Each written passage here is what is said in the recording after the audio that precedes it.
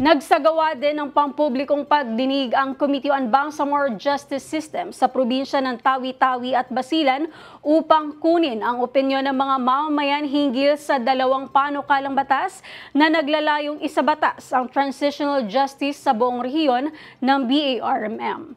Tinalakay sa pagdinig ang Private Member Bill No. 25 na inihain ni Deputy Speaker Liza Alamia at Parliament Bill No. 353, isang panukalang batas mula sa Government of the Day. Kapwa layunin nito ang paglikha ng isang Bangsamoro Transitional Justice and Reconciliation Commission. Ayon kay Committee Chairperson MP Suharto Ambuludto, ang nasabing komisyon ay magsisilbing mekanismo upang marinig ang boses ng mga biktima ng human rights violations, pag-aagaw ng lupa at iba pang mga suliraning may kaugnayan sa armadong tunggalian sa rehiyon. Layon din ito na panagutin ang mga responsable sa mga seryosong pag-aabuso. Saklaw din ng panukala ang pagresolba ng land disputes, pagpapatupad ng mga reconciliation efforts sa antas barangay at pakikipagtulungan sa mga lokal na pamahalaan at civil society groups upang maisama ang justice and healing sa pangmatagalang plano ng Bangsamoro Region.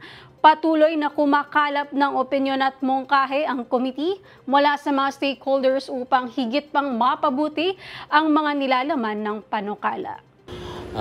As a mujahidin, isa po ito part of our struggle. Ang maliban po doon sa nais natin makamit yung justice, gusto rin namin maging